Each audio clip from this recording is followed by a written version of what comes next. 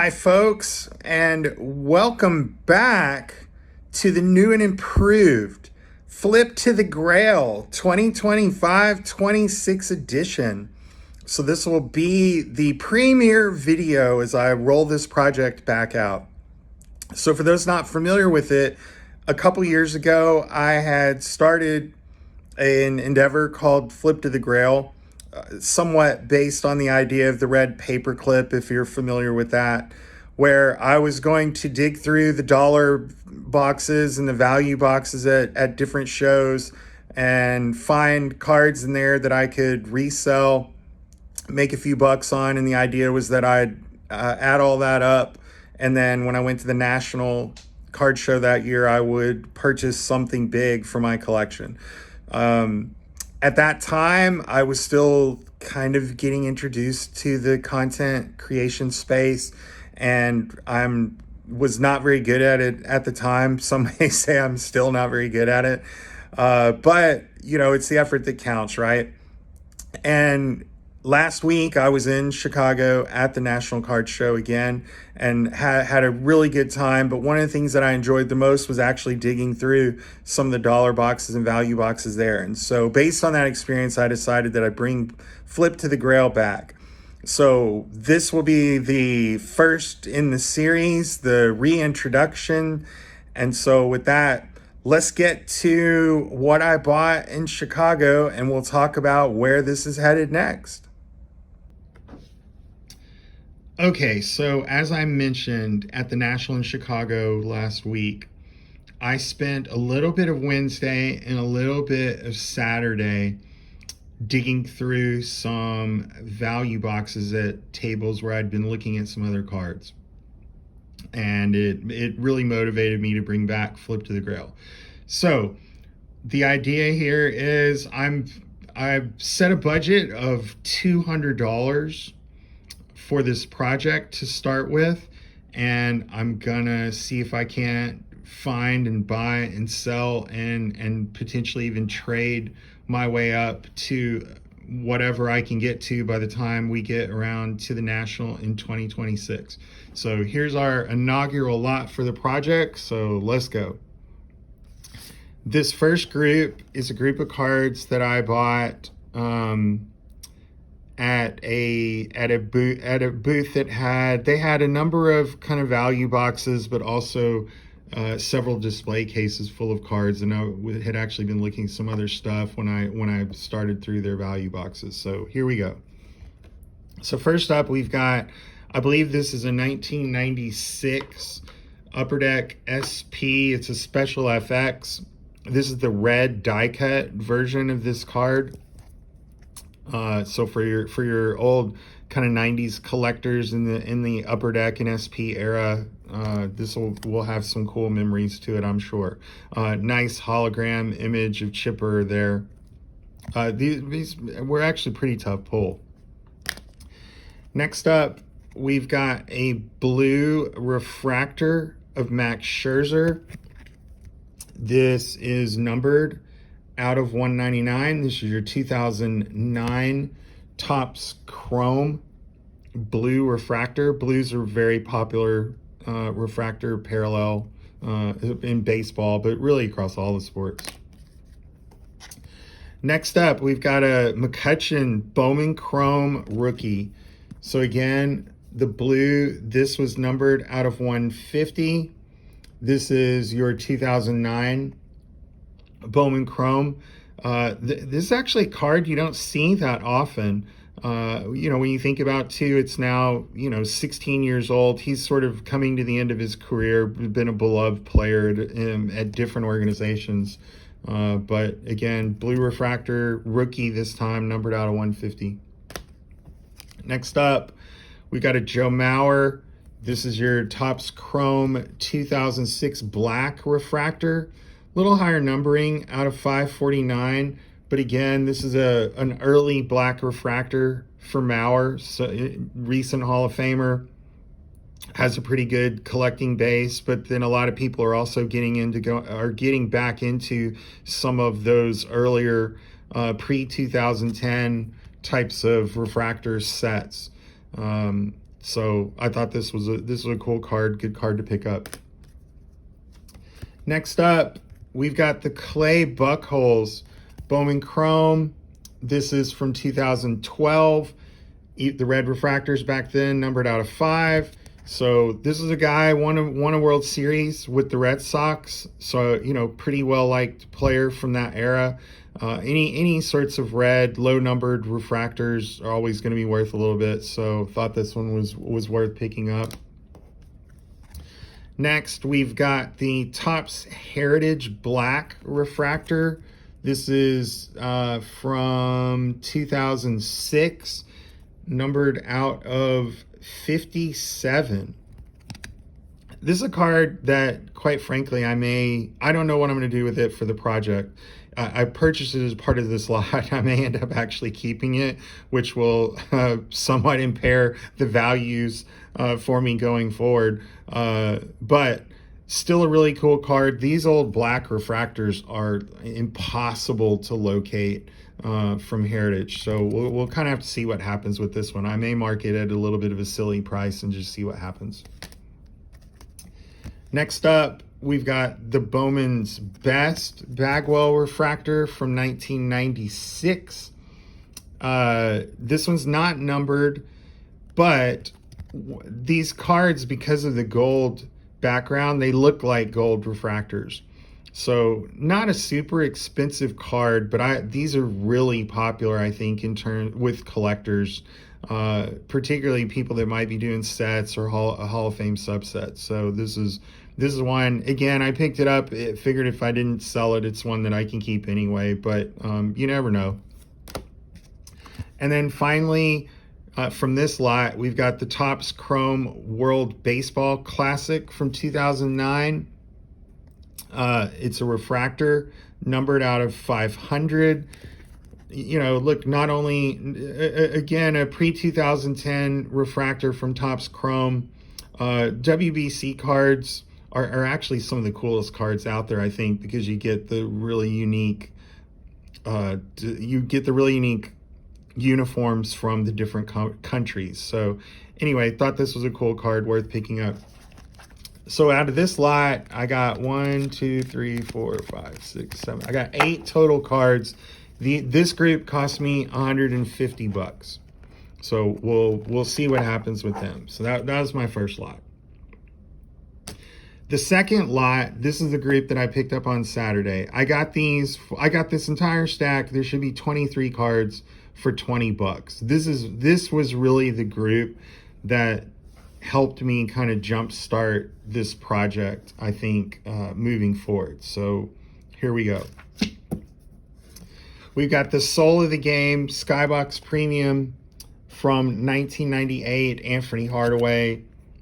I was shocked to find this card in a dollar box, to be quite honest. This is a super popular set, super popular player. So for $1, yeah, I mean, this was a no-brainer, of course. Next, we've got the SP First Class die cut penny from 1999, SP Authentic. Some of these old, again, SP Authentic cards, a lot of nostalgia for collectors from that era. Obviously, 90s sorts of inserts, rare types of inserts, very popular with collectors. Die cuts are tough to grade, so your pop reports are usually pretty low. These weren't numbered, but still a relatively tough pull. Popular player, this is a no-brainer for $1, of course. Next up, another Soul of the Game. This is KG. All the same reasons that you'd buy the penny, the same reasons you buy this. And again, I was sort of shocked to find it in the dollar bin, but happy to discover it.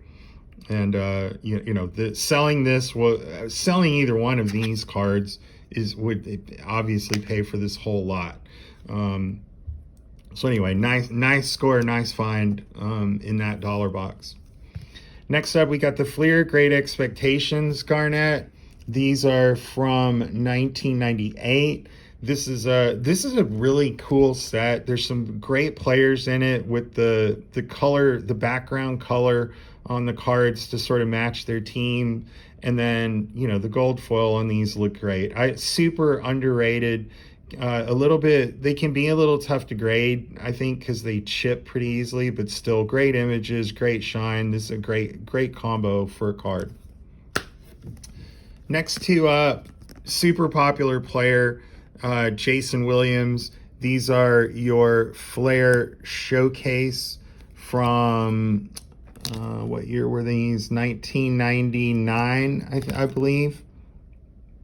One is the Passion, which is also, I think you'd see them referred to as row 2. And then you also then have the Power, which is also referred to as your row 3. So white chocolate, super popular player. These are cards that somebody could, or even I could potentially get signed, maybe even in the future. But for $1 a piece, I felt like the Flair cards are very, very popular with collectors, and I think kind of underrated. The boxes are so expensive now, it's tough to open them. So buying the singles is an easy way to do it. Another Flair Showcase. This is the Flair, the T-Mac from 1998, your section 2, row 3. Great look and shine on these cards. T-Mac, very collectible, very popular player from that era. So for $1, seemed like it was worth a shot. Next, we've got a couple of 98 Topps Vince Carter rookies. This is honestly one of the best images, I think, on a rookie card in basketball. Half man, half amazing. This guy was a dunk contest every time he got on the floor. So this is a fantastic looking card. Pretty iconic card, I'd say, for Carter. So for $1 a piece, I figure I can't lose money on this. Next up, we've got kind of 5 cards from the Fleer Ultra Slam Show inserts from 2000. We got 3 of one card here, but so 5 total of these, but 3 different images. I think this is the one that people kind of like the best. You've got the purple color match to go with it. Like, this is a great looking card. These, again, not numbered, but they were inserts, so pretty popular. And then this one as well, where he does the elbow hang for his final round dunk. But I just think these are, Vince is known for dunks, so cards where he's dunking on people, going to be pretty popular again for $1. I don't think I could lose on that. Up next, another VC. We've got the 1999 Skybox Up-Tempo insert, or sorry, 2000 Up-Tempo insert. Good, cool refractor, rainbow foil sort of vibe to it. Didn't see a lot of these for sale. Not entirely sure what it'd be worth, but I know it's got to be worth at least $1. And then we've got, finally, for basketball, the SP Authentic. Here's your NBA 2K Vince Carter. Relatively rare card. Again, it's not numbered, but if you jump out there to try to find them, they're not everywhere. So I thought, again, this was worth the pickup, and I think it'll help advance my cause in the flip. Moving on to baseball, a couple more Bagwell cards. You've got the Leaf Lumberjack. This thing's made out of wood. They're not super rare, but they are serial numbered out of 5,000. Obviously, that's a big number, but still pretty unique card from the era. We see a lot more wood cards now, but this thing's all the way back from 1996. Look how young he is there. So we got that. Then we have the Peel and Review Topps Finest. These are from 1999. They come in different like stylings in the acetate. So I think this one's called the Sparkle. They've got some other ones that are maybe a little bit more rare. But again, still cool card of a local guy. If I got stuck with these for $1, it doesn't set me back that much. But I think some local people here in Houston would be interested in these. You got your finest sterling Buster Posey refractor. This one, these are from 2014. The silver, these came in like base silver and gold type of setup. That's the way finest was laid out back in that time. So the silver refractor, again, not numbered, but Buster Posey, super popular player, likely future Hall of Famer. So yeah, I just don't think you can go wrong with refractors on guys like that. Here's your 96 Metal Universe Motherlode insert, Ryan Sandberg. I mean, the foiling and the design of this card is just absolutely fantastic. Great image of a Hall of Famer. Again, I don't think you can go wrong with stuff like this, especially for a buck. Next, we got the 93 Baseball's Finest Mike Piazza. This is just your base card, but I think you guys would be surprised how much some of the Hall of Famers base cards on these actually do sell for. You're not going to get rich, but if you can find the Hall of Famers for a buck in a project like this where you're just trying to flip and make a little bit, I think it won't be hard to make $2, $3, $4 on this card. So anyway, felt like it was easily worth the ad. We've got the Heritage Purple Refractor Rookie of Blake Snell. These are from 2016. You know, look, he's pitching with the Dodgers now. So the purple was like the retail, and there's a number of them out there. But I still think any kind of rookie, especially for guys that are playing for teams that could win World Series, you can't go wrong with it. So add it to the stack. And then finally got one football card. We've got a Jamal Charles Topps Finest from 2013. This, it says refractor on it. I believe this is the gold refractor, so it's numbered out of 50. You can see the gold in the logo design. But still, this is just a great looking Chiefs card. Are you kidding me? And Chiefs have a good collector base and following, so again, I felt like that this was definitely worth the money for a buck. So 23 of these cards I got for $20 total. So in total, we got a little over 30 cards that cost me, what was it, $170. So that's how we're going to start Flip to the Grail out. I will start posting some of these. You saw something you're interested, drop me a DM, and we will take the project from there. So I hope you enjoy these, and looking forward to interacting with you guys as I continue to post some of these and the journey forward as I'm trying to flip to a grail at the Chicago National in 2026. So happy collecting, and talk to you again soon. Thanks.